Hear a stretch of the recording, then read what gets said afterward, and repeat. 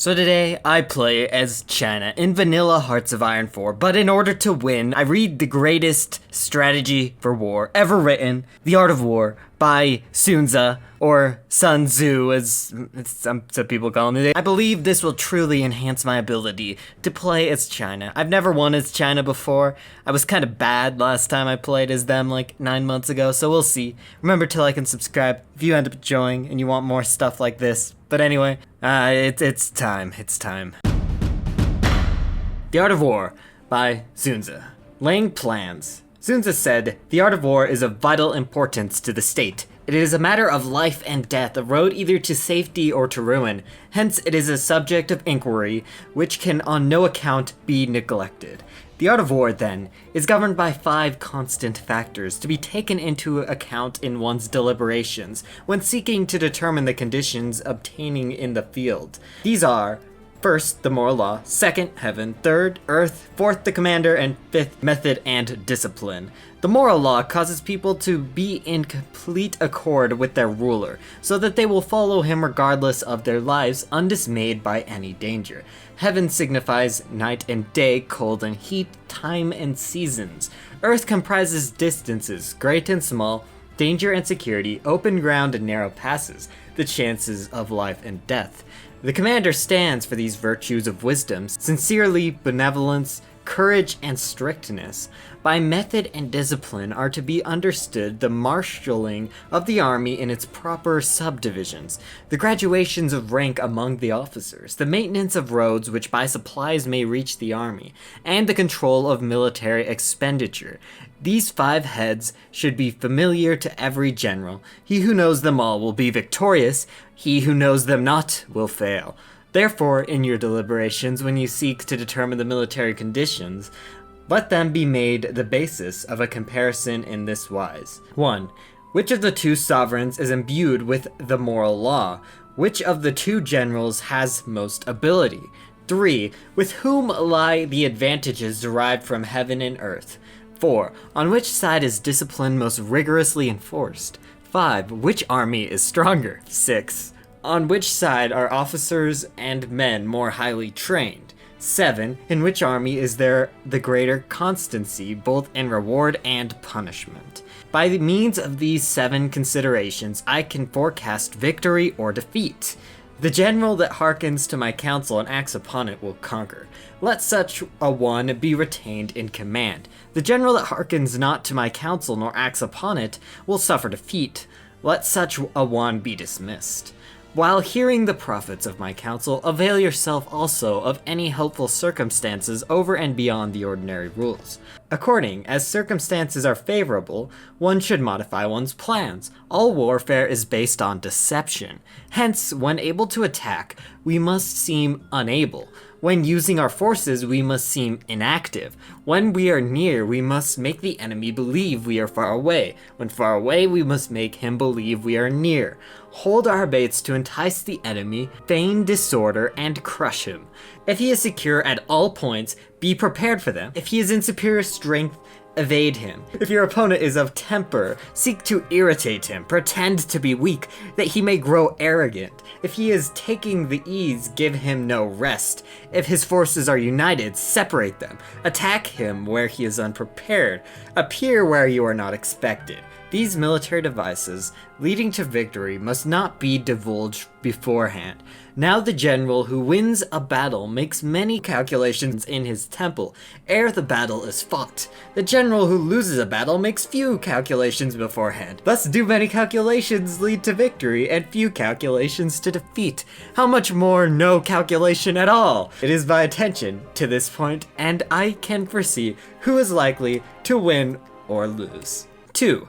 Waging war. Sun Tzu said, "In the operation of war, where there are in the field 1,000 swift chariots, as many chariots, and 100,000 mail-clad soldiers with provisions enough to carry them 1,000 li, the expenditure at home and at the front, including entertainment of guests, small items such as glue and paint, and some spent on chariots and armor, will reach the total of 1,000 ounces of silver per day. Such is the cost of raising an army of 100,000 men. When you engage in actual fighting, if victory is long in coming, then men's weapons will grow dull and their ardor will be damped. If you lay siege to a town, you'll exhaust your strength. Again, if the campaign is protracted, the resources of the state will not be equal to the strain.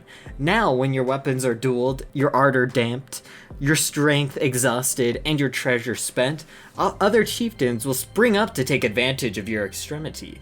Then no man, however wise, will be able to avert the consequences that must ensue. Thus, though we have heard of stupid haste in war, cleverness has been seen associated with long delays. There is no instance of a country having benefited prolonged warfare. It is only one who is thoroughly acquainted with the evils of war that can thoroughly understand the profitable way of carrying it on. The skillful soldier does not raise a second levy, neither are his supply wagons loaded more than twice. Bring war material with you from home, but forage on the enemy. Thus the army will have food enough for its needs. Property of the state executor causes an army to be maintained by contributions from a distance. Contributing to maintain an army at a distance causes the people to be impoverished. On the other hand, the proximity of an army causes prices to go up, and high prices cause the people's substance to be drained away. When their substance is drained away, the peasantry will be afflicted by heavy exhaustions.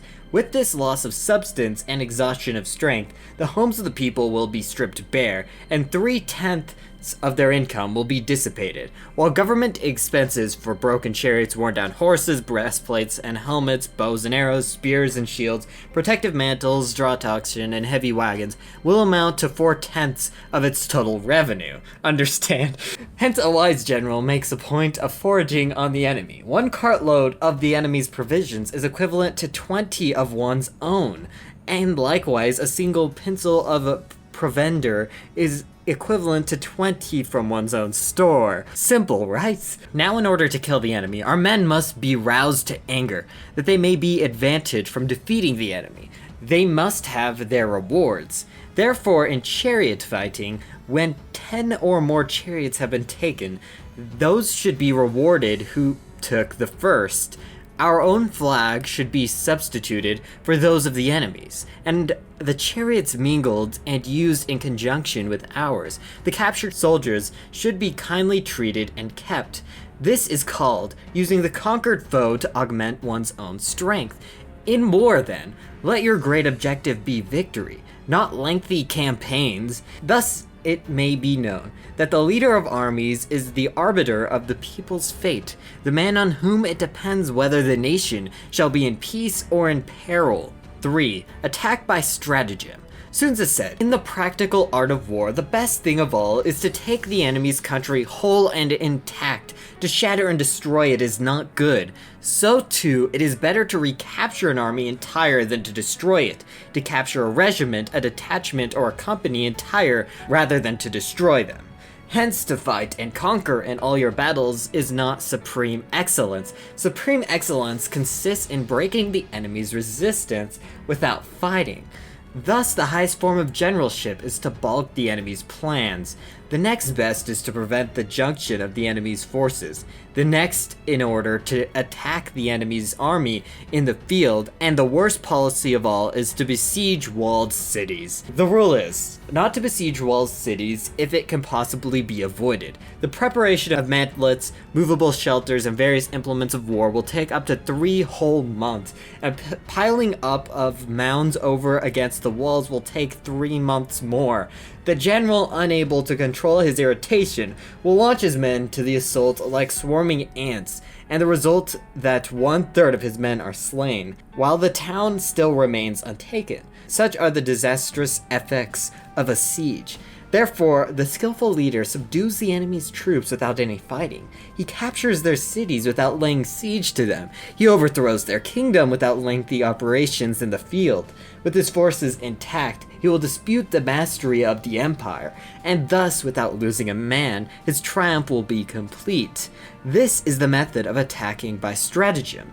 It is the rule of war, if our forces are 10 to the enemy's 1, to surround them, if 5 to 1, to attack him, if twice as numerous, to divide our army into 2. If equally matched, we can offer battle. If slightly inferior in numbers, we can avoid the enemy. If quite unequal in every way, we can flee from them. Hence, though an obstinate fight may be made by a small force, in the end, it must be captured by the larger force. Hence, the general is the bulwark of the state. If the bulwark is complete at all points, the state will be strong. If the bulwark is defective, the state will be weak. There are 3 ways in which a ruler can bring misfortune upon his army. First, by commanding the army to advance or to retreat, being ignorant of the fact that it cannot obey. This is called hobbling the army. Second, by attempting to govern an army in the same way as he administers a kingdom, being ignorant of the conditions by which obtained in an army. This causes relentlessness in the soldiers' minds. Third, by employing the officers of his army without discrimination, through ignorance of military principle and adaptation to circumstances. This shakes the confidence of the soldiers. But when the army is restless and distressful, trouble is sure to come from the other feudal princes. This is simply bringing anarchy into the army and flinging victory away. Thus, we may know that there are 5 essentials for victory. First, he will win who knows when to fight and when not to fight. Second, he will win who knows how to handle both superior and inferior forces. Third, he will win whose army is animated by the same spirit throughout all its ranks. Fourth, he will win prepared himself, waits to take the enemy unprepared.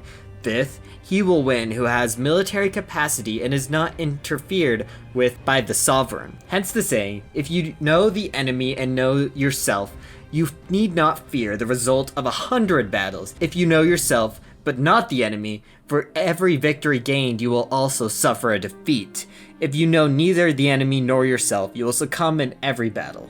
4. Tactical dispositions. Sun Tzu said, the good fighters of old first put themselves beyond the possibility of defeat and then waited for an opportunity of defeating the enemy. To secure ourselves against defeat lies in our own hands, but the opportunity of defeating the enemy is provided by the enemy himself. Thus, the good fighter is able to secure himself against defeat, but cannot make certain of defeating the enemy. Hence the saying, one may know how to conquer without being able to do it. Security against defeat implies defensive tactics. Ability to defeat the enemy means taking the offensive. Standing on the defensive indicates insufficient strength, attacking a superabundance of strength. The general who is skilled in defense hides in the most secure recesses of the earth. He who is skilled in attack flashes forth from the topmost heights of heaven. Thus, on one hand, we have ability to protect ourselves, on the other, a victory that is complete. To see victory only when it is within the ken of the common herd is not the acme of excellence. Neither is the acme of excellence if you fight and conquer, and the whole empire says, well done. To lift an autumn hair is no sign of great strength. To see the sun and moon is no sign of sharp sight. To hear the noise of thunder is no sign of a quick ear. What the ancients called a clever fighter is one who not only wins, but excels in winning with ease. Hence, his victories bring him neither reputation for wisdom nor credit for courage. He wins his battles by making no mistakes. Making no mistakes is what establishes the certainty of victory, for it means conquering an enemy that is already defeated. Hence, the skillful fighter puts himself into a position which makes defeat impossible, and does not miss the moment for defeating the enemy. Thus it is in war, the victorious strategist only seeks battle after the victory has been won, whereas he who is destined to defeat first fights and afterwards look for victory. The consummate leader cultivates the moral law and strictly adheres to method and discipline. Thus it is in his power to control success. In respect of military method, we have firstly measurement, secondly estimation of quantity, third calculation, fourth balancing of chances, fifthly, victory. Measurement owes its existence to earth, estimation of quantity to measurement, calculation to estimation of quantity, balancing of chances to calculation, and victory to balancing of chances. What is this? This man is a legend. A victorious army opposed to a routed one is as a pound's weight placed in the scale against a single grain. The onrush of a conquering force is like the bursting of pent-up waters into a chasm 1,000 fathoms deep. 5. Energy. Sun Tzu said, the control of a large force is the same principle as the control of a few men. It is merely a question of dividing up their numbers. Fighting with a large army under your control is nowise different from fighting with a small one. It is merely a question of instituting signs and signals. To ensure that your whole host may withstand the brunt of the enemy's attack and remain unshaken, this is effected by maneuvers direct and indirect. That the impact of your army may be like a grindstone dashed against an egg. This is affected by the science of weak points and strong. In all fighting, the direct method may be used for joining battle, but indirect methods will be needed in order to secure victory.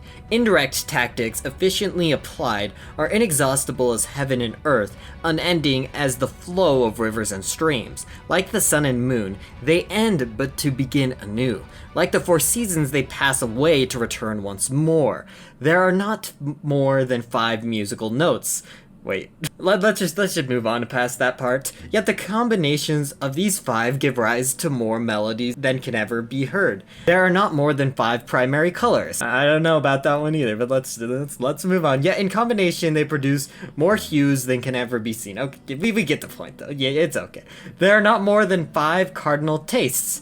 But yet the combination of them yield more flavors than can ever be tasted. In battle, there are not more than 2 methods of attack. The direct and the indirect, yet these 2 in combinations give rise to an endless series of maneuvers. The direct and indirect lead on to each other in turn. It is like moving in a circle, you can never come to an end. Who can exhaust the possibility of their combination? The onset of troops is like the rush of a torrent, which will even roll stones along its course. The quality of decision is like the well-timed swoop of a falcon, which enables it to strike and destroy its victim. Therefore, the good fighter will be terrible in the onset and prompt his decision. Energy may be likened to the bending of a crossbow, decision to the releasing of a trigger. Amid the turmoil and tumult of battle, there may be seeming disorder, and yet no real disorder at all. Amid confusion and chaos, your ray may be without head or tail, yet it will be proof against defeat. Simulated disorder postulates perfect discipline. Simulated fear postulates courage. Simulated weakness postulates strength. Hiding order beneath the cloak of disorder is simply a question of subdivision. Concealing courage under a show of timidity presupposes a fund of latent energy. Making strength with weakness is to be affected by tactical dispositions. Thus, one who is skilled at keeping the enemy on the move maintains deceitful appearances, according to which the enemy will act. He sacrifices something, that the enemy may snatch at it. By holding our baits, he keeps him on the march. Then, with a body of picked men, he lies in wait for him. The clever combatant looks to the effect of a combined energy, and does not require too much from individuals. Hence his ability to pick out the right men and utilize combined energy. When he utilizes combined energy, his fighting men become, as it were, like unto rolling logs or stones. Like the rolling stones. For it is the nature of a log or stone to remain motionless on level ground and to move when on a slope, if four-cornered to come to a standstill, but if round-shaped to go rolling down. Thus the energy developed by good fighting men is as the momentum of a rolling stone rolled down a mountain thousands of feet in height. So much on the subject of energy. 6. Weak points and strong. Sun Tzu said, whoever is first in the field and awaits the coming of the enemy will be fresh for the fight. Whoever is second in the field and has to hasten to battle will arrive exhausted. Therefore, the clever combatant imposes his will on the enemy, but does not allow the enemy's will to be imposed on him.